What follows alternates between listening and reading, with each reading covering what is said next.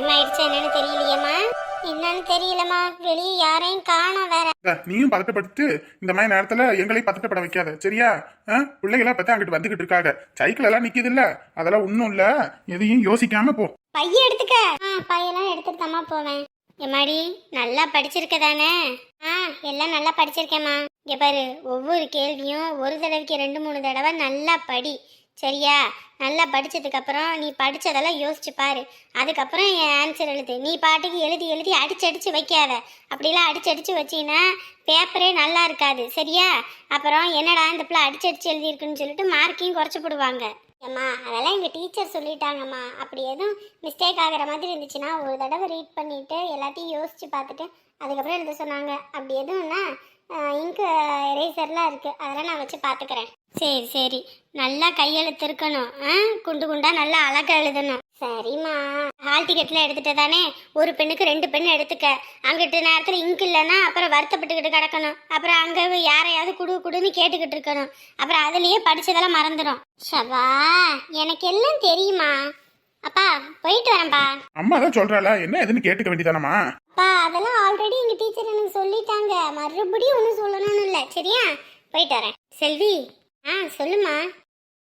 செல்வி, நம்ம அப்பா குடும்பத்தில் யாருமே படிக்கலைன்றது உனக்கே தெரியும். அவங்க எவ்வளோ கஷ்டப்படுறாங்கன்றது உனக்கே தெரியும்.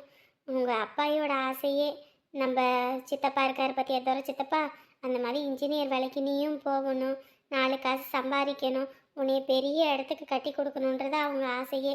இந்த பிள்ளைங்க தான் படிக்காமல் போயிட்டாங்க, நீயாவது படிக்கணுன்றது அவங்களோட பெரிய ஆசைமா. எப்படியாவது நல்லபடியாக பரிச்சு எழுதிடு சரியா? எழுதி எப்படியோ நல்ல குரூப் வாங்கிடணும். ஷபா, இப்படியே நீ பேசிக்கிட்டு இருந்தேன்னு வச்சுக்க, குரூப்புன்னு இல்லை இப்படியே அடிச்சு துரத்திடுவாங்க. சரிடி, கோவப்படாத, போயிட்டு வா. All the best. தேங்க்யூ. என்ன பிள்ளைய பள்ளிக்கூடத்துல கூட்டிட்டு வந்து விடணும்னு சொல்லிட்டேன், விட்டாச்சு. இப்ப அடுத்து என்னது? பரிச்சு எப்படி எழுத போறான்னு தெரியலங்க. பக்குன்னு இருக்கு. அவ பரிச்சு எழுதுறாளா இல்ல நான் பரிச்சு எழுத போறேனானே தெரியல.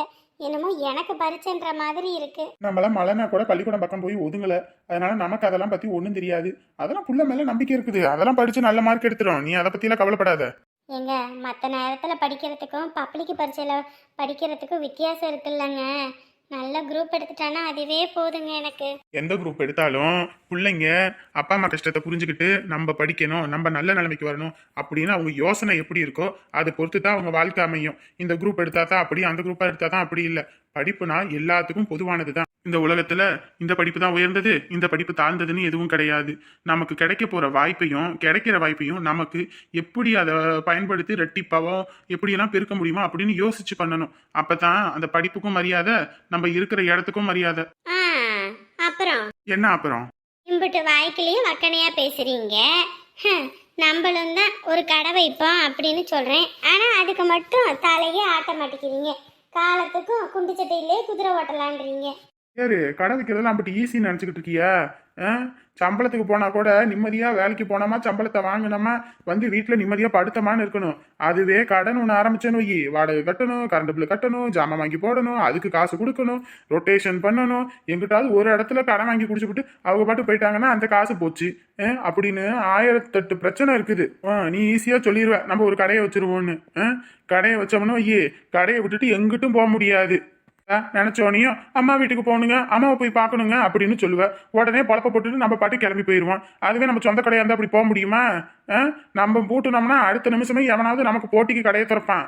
1008 பிரச்சனை. அது நம்ம எப்பயும் பிரியா இருக்கணுமா, எதை பத்தியும் கவலைப்படாம பிரியாதானே இருந்துட்டு போவோம். இப்ப என்ன உன்னை வீட்டுல போய் விட்டுறவா? எப்படி வீட்டுல விடணும் தாங்க, இருந்தாலும் கொஞ்சம் காய்கறி எல்லாம் வாங்கணும்.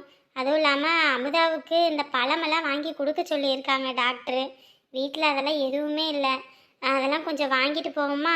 வெயில் காலம் வேற ஆரம்பிச்சிருச்சுங்க, இனிமேல் வெறும் சோறும் குழம்புமே சாப்பிடவே முடியாது. அதனால் இது கம்மங்கூழ் வீட்டில் செஞ்சுக்கிட்டோம்னா ஒரு நாளைக்கு கம்மஞ்சோறு ஆக்கணும்னா 2 நாளைக்கு வச்சுக்கலாம். நல்லா தயிரை ஊற்றி கடைஞ்சி குடித்தோம்னா உடம்பு நல்லா குளிர்ச்சியாக இருக்கும், நல்லா ஆரோக்கியமாகவும் இருக்கும். ஏன்னா அதெல்லாம் கொஞ்சம் வாங்கிட்டு போயிடுவோமா? சரி, வண்டியில் இருப்போம்.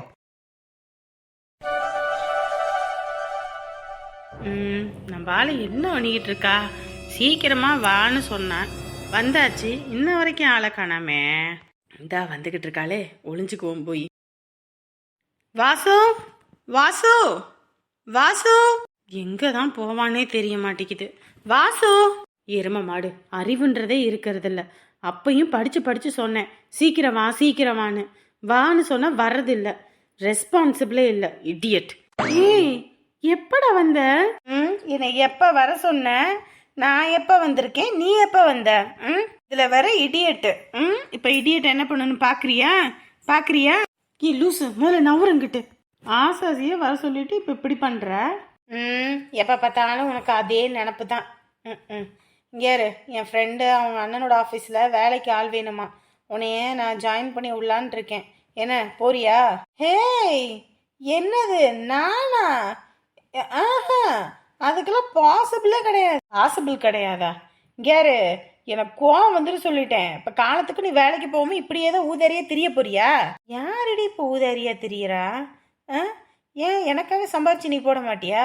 பாரு அதெல்லாம் சும்மா பேச்சுக்கு வேணா நல்லா இருக்கும், நடைமுறையில ஒத்து வராது. புரியுதா? ஏம்மா நடைமுறையில ஒத்து வராட்டி என்ன, நம்ம ஒத்து வர வைப்போம். நீ வேலைக்கு போவியா? நான் வீட்டில் இருந்து சமைச்சு வச்சுட்டு பாத்திரம் கழுவிட்டு துணிமணியெல்லாம் துவைச்சு போட்டு வீட்டு வேலையெல்லாம் செஞ்சுட்டு நீ வேலை விட்டு வந்தோனையும் நீயும் நானும் வெளியெல்லாம் போய் சுத்திட்டு வருவோமா? எப்படி ஓகேவா? டேய் நீ என்ன பைத்தியக்காரனாடா? வேலைக்கு போகணும்னா ஏன்டா இப்படி சாவுற? கேரு நான்லாம் வேலைக்கு போகலாம் முடியாதுமா. என் வீட்டில் என் அம்மா எங்கள் அப்பான்னு எல்லாம் சம்பாதிக்கிறாங்க. அவங்க சம்பாதிக்கும் போது நான் எதுக்கு? ஏய் அப்புறம் கல்யாணத்துக்கு அப்புறம் நான் எப்படி ஏதோ ஒரு தேவைன்னா உங்ககிட்ட வாங்குறது? நான் என்ன ஒவ்வொரு டைமும் உங்கள் அப்பா அம்மா கிட்டே கேட்க முடியும்? ஏய் லூஸு என்ன இப்போ உன் பணம் என்ன என் பணம் என்ன? நீ வேலைக்கு போகும்போது உனக்கு தேவையானது நீ செஞ்சுக்க போற, எனக்கு தேவையானது நீ கொடுக்க போற, அவ்வளோதான். மொத்தத்தில் இப்போ என்ன சொல்ற? அந்த வேலைக்கும் போக மாட்டேன் அப்படிதானே? ஷோ என்ஜாய் பண்ணுற வயசுல என்ஜாய் பண்ணணும். கல்யாணத்துக்கு அப்புறம் நான் வேலைக்கு போவேன் ஓகேவா? இப்படியே எத்தனை காலத்துக்கு தான் சொல்லிட்டு இருக்க போறேன்னு எனக்கு தெரியல. யாரு இப்படி பேசுனா எப்படி? என்னமோ பண்ணு, உனக்காக நான் வேலை கேட்டுட்டு வந்தேல, என் புத்தியை நானே போய் செவுத்துல முட்டிக்கணும். சரி சரி கோவப்படாத. ஒரு 200 ருபீஸ் இருந்தா கொடு. என்ன 200 வாங்கின காசு என்னைக்கோ திருப்பி கொடுத்துருக்கியா? உன் பணம் இருந்தா என்ன என் பணம் இருந்தானே எல்லாம் நம்ம பணம்டா. அதை ஏன்டா புரிஞ்சுக்கவே மாட்டேங்கிற? பிரிச்சு பிரிச்சு பாக்குற. சரி இரு, வண்டியில வச்சிருக்கேன் எடுத்துட்டு வந்து தாரேன். ஏ செல்லாக்குட்டி கோவப்படாதடா. வெங்காயம் ஓகே. தம்பி ஒரு ஜூஸ்பா. வாங்கண்ணே, உங்க வண்டியை அங்கிட்டு பார்த்தோன்னே நினைச்சேன் இங்கிட்டு தான் வருவீங்கன்னு. வாங்க, நீங்க கேட்ட லெமன் சோடா. சரிப்பா. என்னப்பா எல்லா பக்கமும் கேஸ் எல்லாம் தட்டுப்பாடா இருக்குன்றாங்க, எப்படி கடையில ஓட்ட போற? என்னன்னு தெரியலண்ணே, கேஸ் எல்லாம் தட்டுப்பாடுன்னு சொல்லிவிட்டாங்க. 2500 ரூபா 3000 சொல்றாங்க. சரி லூசுல எதுவும் கிடைக்க பார்த்தா 1 கிலோ 300 400ன்றாங்க. ஆத்தாடி ஆத்தா, இதெல்லாம் வாங்கி நம்மளால கட்டுப்படி ஆகாது. இழுத்து கடையை பூட்டி விட்டு நம்ம பாட்டுக்கு வீட்டோட கிடப்போன்னு பார்த்தேன். அப்புறம் தான் என் பொண்டாட்டி இருந்துட்டு சொன்னா, ஏங்க அது இல்லைன்னா என்ன, நம்மக்கிட்ட தான் கரண்ட் இருக்குல்ல, இந்த லெமன் ஜூஸ் போட்டுக்குவோம், இந்த ஃப்ரூட் மிக்சர் போட்டுக்குவோம், அதுக்கப்புறம் அந்த ஃப்ரூட் ஜூஸ் எல்லாம் போட்டோம்னா நமக்கு அது போதுங்க அப்படின்னா, சரி அதை தான் பண்ணுவோம்னு சொல்லிட்டு கடையை திறந்து வச்சு இதை பார்த்துட்டு. இதுக்கு மேல வேற என்ன வேணும்? அதுலன்னா இது ஏதாவது ஒண்ணு கத்துக்கிட்டோம்னா பிரச்சனை இல்லை. அதான் சொல்லுவாங்களே, கைத்தொழில் ஒன்றை கத்துக்கொள் கவலை இல்லை என்று ஒத்துக்கொள்னு. ஆமா உங்களுக்கு எப்படி? அட ஏப்பா பெட்ரோல் பங்குக்கே போக முடியலையா? சரியான கூட்டம், தள்ளி விளக்க முடியல. என்ன பண்றதுனே தெரியல. எப்படியோ முந்தா நேரத்துக்கு தான் ஒரு டேங்க் ஃபுல் பண்ணேன். சரி இருக்கிறதையும் காலி பண்ண வேணாம், ஃபுல் பண்ணி வச்சுக்குவோம் அப்படின்னு சொல்லிட்டு பார்த்தா ஒன்றும் கிடைக்க மாட்டேங்குதியா. வர்றவங்களும் தண்ணி கேன்ல கூட வாங்குறாங்க. இதுலயும் ஒரு வீடியோலாம் பார்த்தேன், இந்த நம்ம வீட்டில் இது தண்ணி டேங்க் இருக்கும் பார்த்தியா, அதுல குடிச்சிட்டு போறாங்கய்யா. ஆத்தாடி என்னடா இது காலம் இப்படி போய்கிட்டு இருக்குன்னு ஆயிப்போச்சு எனக்கு. ஆமாண்ணே, ஒருத்தரே இப்படி எல்லாத்தையும் வாங்கிட்டு போனாங்கன்னா நம்மளமே ஆளுகளை என்ன பண்றது? காசு இருக்கவங்க சொல்லுவாங்களே, பல்லு இருக்கவங்க பக்கோடா திங்கிறாங்க, இல்லாதவன் வாயை பார்க்கறான். ஆம்புட்டு தாயா. சரி ஏதோ கல்யாண பேச்செல்லாம் ஆரம்பிச்சிருக்குன்னாங்க, எப்படி போய்கிட்டு இருக்கு? ஐயோ கல்யாணம்னு சொன்னோன்னே சிரிப்பா பாரு. என்னடே வெக்கமா? அப்படியெல்லாம் ஒன்றும் இல்லையா. நான் இப்போதைக்கு கல்யாணம் அப்படி வேண்டான்னு பார்த்தேன். அப்புறம் அப்பா தான் வந்துட்டு நம்ம குடும்பத்துக்கும் ஒரு துணை வேணும், எத்தனை காலத்துக்கு தான் வீட்டில் ஒரு இதே பிடிப்பு இல்லாமல் வாழ முடியும், அப்படி இப்படின்னு சொன்னாரு. அப்புறம் பொண்ணும் பார்த்தேன், எனக்கும் பிடிச்சிருந்துச்சு. குடும்பமும் நம்ம குடும்பத்துக்கு ஏத்தாப்புல இருந்தாங்க. அதான் சரின்னு. சரிண்ணே சரிண்ணே, எத்தனை காலத்துக்கு தான் இப்படி கடையிலே வாங்கி சாப்பிட்டுக்கிட்டு கிடப்பீங்க? கொஞ்சமாவது வீட்டு சோறும் சாப்பிடுங்க, அப்பதான் உடம்புக்கு நல்லது. அட ஏன்பா நீ வேற, வீட்டு சாப்பாடு சாப்பிடலன்னு நினைக்கிற நேரத்துல கேஸை காலி பண்ணி விட்டாங்க. இனி என்ன பண்றது? விடுங்கண்ணே, கடவுள் அதெல்லாம் நம்மள எப்படியாவது ஒரு வகையில காப்பாத்திடுவாரு. அதான் ஐயா. என்ன பொண்ணுகிட்ட பேசுறீங்களா எப்படி? ஐயோ, அதெல்லாம் தப்புயா. அதெல்லாம் போய் பண்ணலாமா? கல்யாணம் பண்ணி வைப்பாங்க, அப்ப பேசிக்கிறது. இப்ப என்னத்த போய் தனியா பொண்ணுகிட்ட பேசுறது? பாத்தீங்களா, 90s கிட்ஸ்னு நிரூபிக்கிற பாத்தீங்களா? கல்யாணத்துக்கு முன்னாடியே பொண்ணுங்க கிட்ட பேசணுனே, அப்பதான் அவங்கள பத்தி நமக்கு புரியும், நம்மள பத்தி அவங்களுக்கு தெரியும், அப்பதான் அன்பை பரிமாற முடியும். அதுக்கப்புறம் தான் கல்யாணத்துக்கு அப்புறம் நம்ம அப்படியே அன்பை கொட்ட முடியும். நமக்கெல்லாம் கொட்டவும் வேணாம், அள்ளவும் வேணாம் ஐயா. இருக்கிறது போதும். நம்ம எப்படி இருந்தாலும் ஏத்துப்போம். இதுல போய் என்னத்த போய் தனியா பேசுறது? ஐயோ அண்ணே, உங்களுக்கு அறிவே இல்ல போங்க. இப்படி இருக்கிறதுனாலதான் உங்களுக்கு கல்யாணமே ஆகல. இப்ப இப்படி இருந்தா எப்படி? அந்த பொண்ணுக்கும் ஆசை இருக்கும்ல. சே, நம்ம கட்டிக்க போறவரு நமக்கு ஃபோன் பண்ணணும், நம்மளும் கல்யாணத்துக்கு முன்னாடி பேசணும் வைக்கணுன்ற ஆசையெல்லாம் இருக்கும். இப்படி நீங்க இருந்தா அப்புறம் என்ன பண்றது? ஏன்பா, அவங்க வீட்டில் எல்லாம் ரொம்ப ஸ்ட்ரிக்ட் ஆனவங்கப்பா. அவங்க கிட்ட எல்லாம் போய் நம்ம போகணும் நம்பர் கேட்டோம்னா என்ன நினைப்பாங்க? நம்ம அசிங்கமா நினைக்க மாட்டாங்களா? என்ன இந்த பையன் அலையிறான்னு நினைக்க மாட்டாங்களா? நம்ம யார் நம்ம கேட்கறோம்? அவங்க நம்ம கட்டிக்க போற நம்பர் தானே கேட்கறோம். அதெல்லாம் கொடுப்பாங்க, கேளுங்க. ஐயோ வேண்டாம்ப்பா, அதெல்லாம் தப்புப்பா. தப்பு தப்புன்னு இருக்காதீங்கண்ணே. போன் நம்பர் வாங்கி அடுத்த கட்டத்துக்கு போங்கண்ணே. தா சும்மா மேயற மாட்டேன் அக்கறை எடுத்த கதையா சும்மா இருக்கணும். சொரிஞ்சு விட்டு நீ பாட்டுக்கு போயிடுவ. அதுக்கப்புறம் வலி வேதனை நான் தான் துடிக்கணும். அதெல்லாம் வேணாம் ஐயா. கல்யாணத்துக்கு முன்னாடி எல்லாம் பேசிக்கிட்டு கல்யாணம் ஆனதுக்கு அப்புறம் பேசுவோம். அப்புறம் என்ன, அவங்க நமக்கானவங்க, எப்ப வேணாலும் பேசலாம். டியூப் லைட்டுக்கு சுவிட்ச் போட்டா எரியணும், ஆனா இந்த பிசி போன லைட்டுக்கு எங்க சுவிட்ச் போட்டாலும் எரியாதுன்னு தெரிஞ்சு போச்சு. குடிச்சுட்டு கிளம்புனே. என்னப்பா என்ன நொன்னப்பா, பொண்ணோட சின்ன பிள்ளைங்க தான் இன்னமா லவ் பண்ணுதுங்க தெரியுமா? டா, இங்க ஜூஸை வந்து நீ குடிக்க நான் குடிக்க, நீ குடிக்க நான் குடிக்க, இன்னொன்னெல்லாம் ஒரே இதுல 2 ஸ்ட்ராவ போட்டெல்லாம் குடிக்குதுங்க. நீ என்னமோ இப்படி இருக்கிற?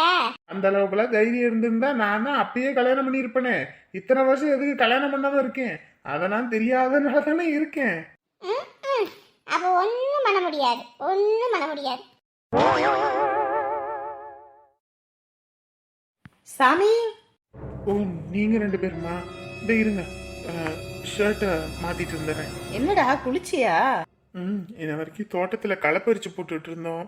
அதான் சரி, வெயில் அதிகமா இருக்கே, குளிச்சிடலான்னு. என்ன சாமி, எப்பயும் கலகலன்னு பேசுவ, நான் தான் உம்முன்னு இருப்பேன். இன்னைக்கு நீ என்ன உம்முன்னு இருக்க?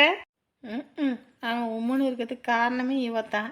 இவ வேற எரியறத்தியில எண்ணெயை ஊத்திக்கிட்டு. ஒன்றும் இல்லை, சும்மாதான். சரி சாமி, நீங்க 2 பேரும் பேசிக்கிட்டு இருங்க, நான் அப்படியே போயிட்டு இந்த வந்துடுறேன். போயிட்டு வரியா? எங்கடி போற? நில்லு. ஏ டிஸ்ஸு பிசுடி, போயிட்டு வந்துடுறேன்டி. பைத்தியக்காரி, நீ தானடி என்னைய கூட்டிட்டு வந்த, கடைசியில் கழட்டி விட்டுட்டு போற. ஏண்டி, இதுக்கெல்லாம் போகும்போது துணைக்கு கூட்டிட்டு போக முடியுமா? நில்லடி, வந்துடுறேன். ஷோ பைத்தியக்காரி, இதுக்கு தான் இவ கூட எங்கேயும் வர்றதில்ல. அப்புறம் அப்புறம் நீ தான் சொல்லணும். ஏதோ அலைன்ஸ்லாம் பார்த்துருக்குன்னாங்க. மாப்பிள்ளையெல்லாம் ஓகேவா? ஆ, அதெல்லாம் ஓகே தான். மாப்பிள்ளை ஏதோ சொட்டையெல்லாம் இருக்காருன்னாங்க. அதான் சொல்லுவாங்கள்ல, அழகை பார்த்து என்னைக்கும் எடை போடக்கூடாதுன்னு. இவர் பார்க்குறதுக்கு தான் அப்படி இருக்காரு, ஆனால் ரொம்ப நல்லவர். அதுவும் இல்லாமல் எங்கள் குடும்பத்தில் எல்லாத்துக்குமே பிடிச்சிருக்கு. குடும்பத்தில் எல்லாத்துக்கும் பிடிச்சிருக்கு, ஆனால் வாழ போகிறது நீ. உனக்கு பிடிச்சிருக்கா? பிடிக்காமையே நான் கல்யாணத்துக்கு சம்மதம் சொல்ல போகிறேன். சரி. என்ன? ஒன்றும் இல்லை, ஒன்றும் இல்லை.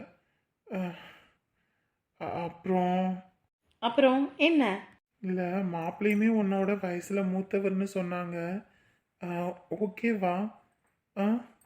என்னை விட அவர் ஒரு 10 வயசு தான் மூத்தவர். இருந்தாலும் புரிதல்னு இருந்தாலே போதுமே. இல்லை, உன்னோட வயசானவர், பார்க்கவும் ரொம்ப வயசானவராக இருக்காரு.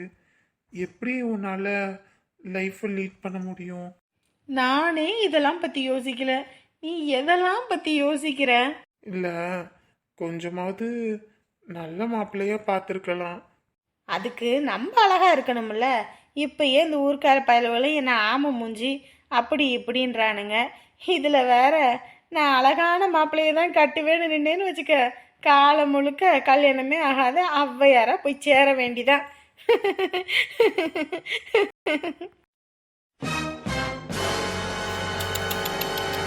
ஐயய்ய, காலையில எந்திரிச்சோன்னே வேலை வெட்டி பார்க்க முடியலையே அம்மா.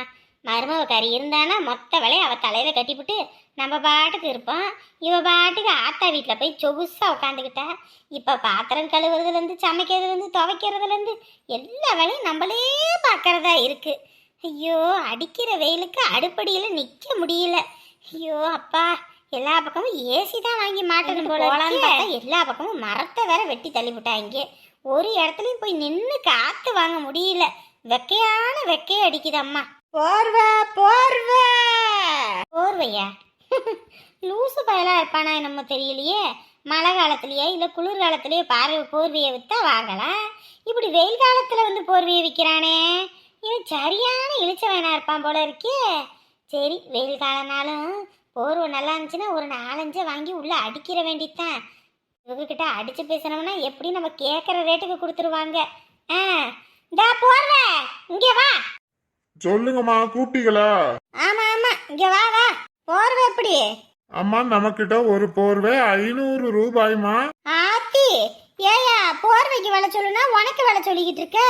ஏங்க அம்மா, நீங்க கடையில போய் இந்த பெட்ஷீட்டை 500 ரூபாய்க்கு வாங்குங்கம்மா, அதுக்கப்புறம் நீங்க பேசுவீங்க. யாரு, நானா போய் அடிச்சு பேசுறேன்னு வை, 100 ரூபாய்க்கு கூட வாங்குவேன். 500 ரூபாய்க்குலாம் பொறுத்து கிடையாது. 100 ரூபாய்க்கு வச்சுட்டு கொடுக்குறாங்கன்னா எனக்கு வேணா ஒரு 10 வாங்கி கொடுங்கம்மா. உங்க பேரை சொல்லி நான் வியாபாரம் பண்ணிக்கிறேன். நல்ல உஷாரானவனா இருப்பான் போல இருக்கே. சரி சரி, இறக்கு இறக்கு, எப்படின்னு பாப்போம். இந்தாங்கம்மா, இது எல்லாம் புதுசு புதுசா டிசைனா இறக்குனதுமா. எது பிடிச்சிருக்குன்னு பாருங்க, விரிச்சு காட்டுறேன். பிரிச்சு காட்டுறது இருக்கட்டும், அது என்ன கையில மறைச்சு வச்சிருக்க? இது கோடை ஆப்பர்மா. ஆப்பரா? ஆப்பர்னா? வெயில் காலம் வந்துருச்சு இல்லம்மா, அதான் நாங்க இந்த மாதிரி குழுக்கள் ஆப்பர்லாம் ஒரு சிலரை தேர்ந்தெடுத்து கொடுத்துக்கிட்டு இருக்காங்கம்மா, அதுதான் எடுத்துட்டு வந்திருக்கேன். குழுக்கள் ஆப்பரா? குழுக்கள் ஆப்பர்னா எப்படி?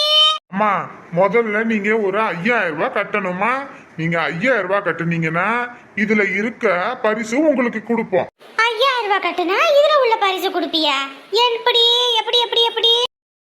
ஏம்மா, நம்ம கிட்ட பாத்தீங்கன்னா தையல் மிஷின், அதுவும் 25,000 மதிப்புள்ள தையல் மிஷின் இருக்கு. அப்புறம் 10,000 மதிப்புள்ள மிக்சி இருக்கு. 15,000 மதிப்புள்ள டிவி இருக்கு. 20,000 மதிப்புள்ள வாஷிங் மிஷின் இருக்குது. 30,000 மதிப்புள்ள போன் இருக்குது. 5,000 மதிப்புள்ள பேன் இருக்குது. 2,000 முதல்ல போன் இருக்குது. அப்புறம் இப்பதான் கரண்ட் பில்லுக்கு எல்லாம் இதாகி போச்சு இல்ல, கேஸ் எல்லாம், அதனால இண்டக்ஷன் ஸ்டவ் கூட இருக்குமா. ஸ்பீக்கரு, ஏசி எல்லாம் கூட இருக்குமா. இதுல நீங்க 5000 கொடுக்கணும். இந்த மேல இருக்கு பாத்தீங்களா, இந்த பாரை உரசனா இதுல என்ன பரிசு எழுதி இருக்கோ அதை உங்களுக்கு நான் கொடுத்துருவேன். அப்படி இதுல எதுவுமே இல்லை அப்படின்னா ஆறுதல் பரிசா உங்களுக்கு ஒரு பெட்ஷீட் கொடுப்பேன். ஏப்பா, அப்பா 5000 ரூபாய் கொடுத்தா இம்புட்டு பொருளையும் கொடுத்துருவியா? ஆமாம்மா, நம்ம பக்கத்து ஊர்ல எல்லாம் கொடுத்துருக்கோமா அந்த மாதிரி. ஆத்தாடி, இவனை பார்த்தா நல்ல இழிச்சவய மாதிரி இருக்கு. இவங்கிட்ட இருந்து அம்புட்டு சீட்டையும் வாங்கி போட்டோம்னா மொத்த பொருளையும் நம்மளே வாங்கி போடலாமே. எப்பா, எத்தனை சீட்டு வச்சிருக்க? 10 சீட்டு வச்சிருக்கேம்மா. 10 சீட்டு வச்சிருக்கியா? ஒரு சீட்டுக்கு ஒரு பொருள்னாலும் இவன் சொன்ன 10 பொருளும் 10 சீட்லயும் விழுந்துருச்சுன்னா அப்புறம் நமக்கு லாபம் தானே. 5000 ரூபா 50,000 போனா இவன் சொல்ற பொருளுக்கு மதிப்பெல்லாம் பார்த்தா எப்படி 2 லட்சம் 3 லட்சம் வரும் போல இருக்கே. பேசாட்டுக்கு வாங்கி போட்டா பரவாயில்லையே. ஆமா ஆமா, நம்ம ஊர்க்காரிகளுக்கு இந்த சீட்டு இது கிடைச்ச போச்சுன்னு வை, அதுக்கப்புறம் மொத்த கும்பலும் அள்ளிக்கிட்டு போயிடுவாளுங்க. எங்கிட்ட எவளுக்கும் விடக்கூடாது. இப்பயே இந்த பயலை அமுக்கி மொத்தத்தையும் வலிச்சிட வேண்டித்தான். ஏப்பா, மொத்த சீட்டு எனக்கே கொடுத்துருப்பா. அம்மா, நம்மளுக்கு முதல்ல துட்டு, அதுக்கப்புறம் நீட்டுவான் சீட்டு. சரியா சரியா, எம்பிட்டு வேணும்? ஒரு சீட்டுக்கு 5000, 10 சீட்டுக்கு 50,000 ரூபாய் வரும். 50,000 ரூபாய் வேணுமே. ஒரு 5-10 குறைச்சிக்க கூடாதா? குறைச்சிக்கலாமா. 2-3 சீட்டுக்கு வர பரிசை வேணா நான் எடுத்துக்கிறேன், மற்றதை நீங்க எடுத்துக்கோங்க. ஐயோ, வேண்டாம் எதுவும் பண்ணிவிடாத. இரு, உள்ள போய் காசு எடுத்துட்டு வரேன். உங்க வீட்டுல யாரும் இருக்காங்களா? இல்லப்பா, என் மருமகளும் என் பையனும் ஊருக்கு போயிருக்காங்க. அவங்க வரத்துக்கு எப்படி 2 நாள் ஆகும். இன்னைக்கு கூட வந்தாலும் வந்துடுவாங்க. அதனால அதுக்கு முன்னாடி வாங்கிடுறேன். அவங்க முன்னாடி நான் கெத்து காட்டணும். இரு, வந்துடுறேன். எப்படி இவனை வச்சு மொத்தத்தையும் வாங்கி வர பரிசை மொத்தத்தையும் என் பிள்ளைக்கும் என் மருமகளுக்கும் தெரியாம வித்து புட்டு வர்ற காசை நம்ம பேங்க்ல போட்டு வச்சுக்க வேண்டித்தான். நல்ல இழிச்சவாய அம்மாவா இருக்கு. இது தலையில மிளகா கட்டிட வேண்டித்தான்.